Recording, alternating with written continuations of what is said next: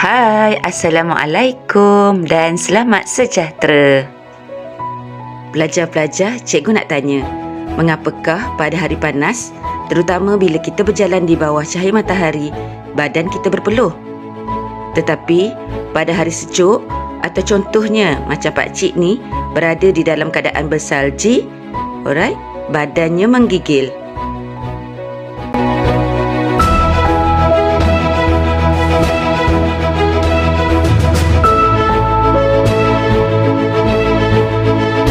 Pelajar-pelajar, suhu badan kita kekal pada suhu 37 darjah Celsius supaya tindak balas kimia dalam badan kita berfungsi dengan baik. Oleh itu, suhu 37 darjah Celsius ialah suhu normal dalam badan kita. Semasa kita berlari, badan kita akan menghasilkan haba yang menyebabkan suhu badan kita meningkat. Oleh itu, kelenjar peluh dalam badan kita akan menghasilkan peluh untuk menurunkan suhu badan. Jika suhu badan kita tidak dapat turun ke suhu normal, maka sel-sel badan kita tidak akan dapat berfungsi dengan baik dan boleh menyebabkan kematian. Suhu badan yang melebihi 6 darjah Celsius daripada suhu normal akan menyebabkan kematian. Oleh itu, pesakit yang demam perlu diawasi dengan rapi untuk mengelakkan suhu badan daripada naik secara mendadak. Dalam video kali ini, kita akan belajar bab 3, koordinasi dan gerak balas, 3.1, homeostasis dalam benda hidup dan fokuskan kepada homeostasis dalam manusia.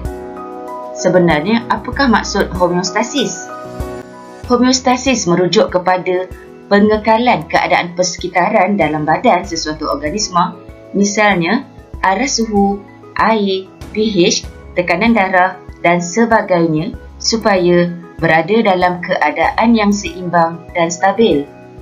Pengekalan persekitaran dalam badan sesuatu organisma dalam keadaan seimbang dan stabil membolehkan semua proses hidup dalam badan organisma itu berjalan dengan lancar.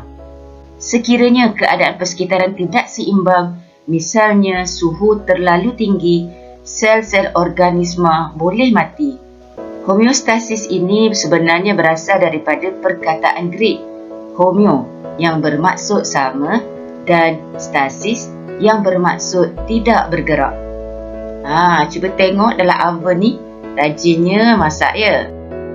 Pelajar-pelajar, pernahkah anda menggunakan ketuhar ataupun oven? Tahukah anda bahawa termostat digunakan untuk mengawal suhu ketuhar? Jika termostat mengesan suhu ketuhar terlalu tinggi, fungsi pemanas pada ketuhar akan dimatikan dan suhu akan menurun. Sebaliknya, jika termostat mengesan suhu ketuhar terlalu rendah, fungsi pemanas akan dihidupkan semula untuk menaikkan suhu. Bagaimana pula dengan badan kita?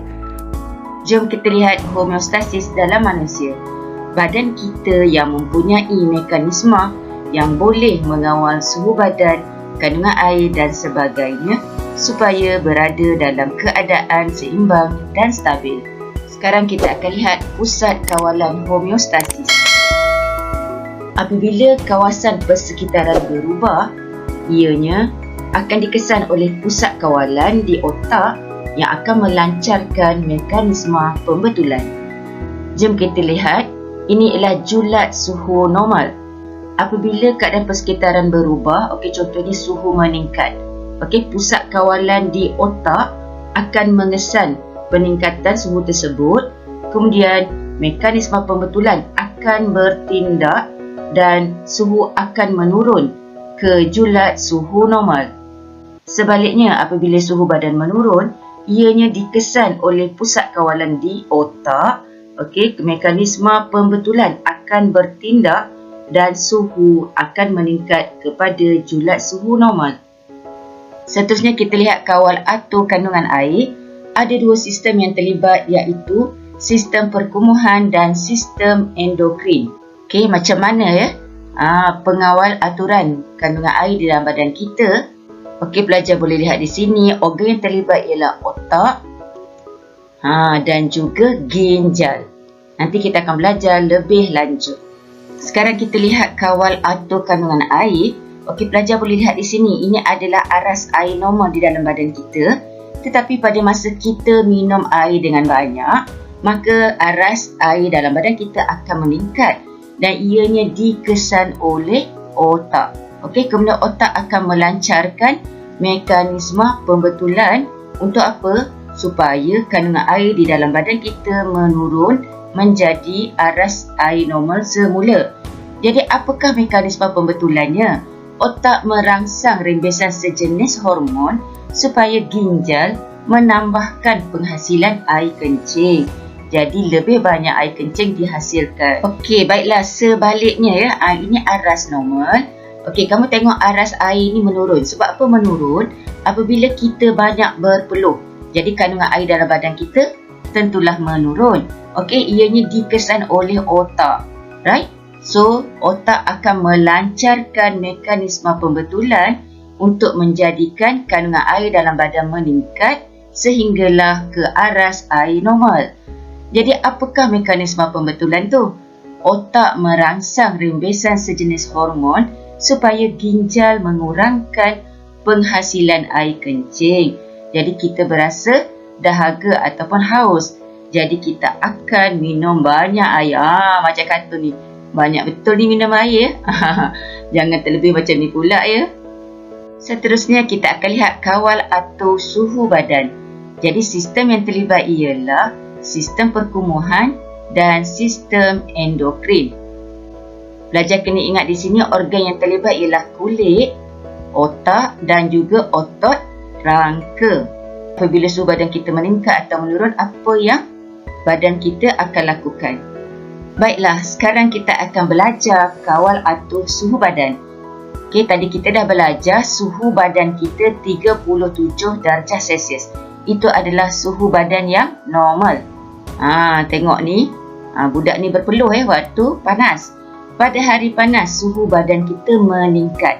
Right? Apabila suhu badan kita meningkat, ianya dikesan oleh otak.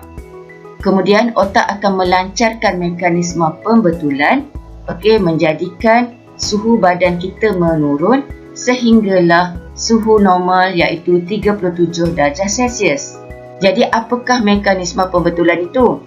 Yang pertama ialah salur darah mengembang, yang kedua bulu roma condong, yang ketiga berpeluh. Itu sebablah pada hari yang panas kita banyak berpeluh. Okey. Aktiviti otot rangka dan perembesan hormon-hormon tertentu akan berkurangan, seterusnya menurunkan suhu badan. Air kencing pula adalah sedikit. Kita lihat lebih lanjut mekanisme pembetulan iaitu pada ketika suhu persekitaran tinggi. Kelenjar peluh menghasilkan lebih banyak peluh bagi menyejukkan kulit apabila peluh tersejat. Okey, kenapa waktu kita berpeluh, kita rasa sejuk? Sebab apa? Sebab ianya membawa keluar sekali haba yang ada di dalam badan kita. Bulu roma condong untuk mengurangkan udara terperangkap pada kulit supaya haba mudah dibebaskan. Perasan tak pada waktu panas bulu roma kita condong? Okey, bila condong, sedikit sahaja lapisan udara dekat sini. Okey, jadi mudahlah haba dibebaskan. Salur darah mengembang untuk membolehkan lebih banyak darah mendekati kulit bagi membebaskan tenaga haba. Okey, salur darah di sini akan mengembang. Aktiviti otot rangka dan perembesan hormon-hormon tertentu akan berkurangan. Seterusnya menurunkan suhu badan. Okey, sehinggalah menjadi normal kembali. Dan akhir sekali air kencing kita sedikit sahaja dikeluarkan. Okey, ini suhu normal badan kita iaitu 37 darjah Celsius. Tetapi pada hari sejuk suhu badan kita menurun. Pakcik ni menggigil semasa turunnya salji. Alright. So bila suhu badan kita menurun, ianya dikesan oleh otak. Otak akan melancarkan mekanisme pembetulan untuk meningkatkan suhu badan sehinggalah ke suhu normal iaitu 37 darjah Celsius. Jadi apakah mekanisme pembetulan itu? iaitu salur darah mengecut, bulu roma menegak, kita kurang berpeluh, otot rangka akan mengecut dan mengendur secara aktif dan menyebabkan seseorang menggigil supaya meningkatkan suhu badan. Pada masa yang sama, hormon tertentu akan dirembeskan untuk meningkatkan metabolisme badan. Kita lihat lebih lanjut mekanisme pembetulan pada waktu suhu persekitaran rendah.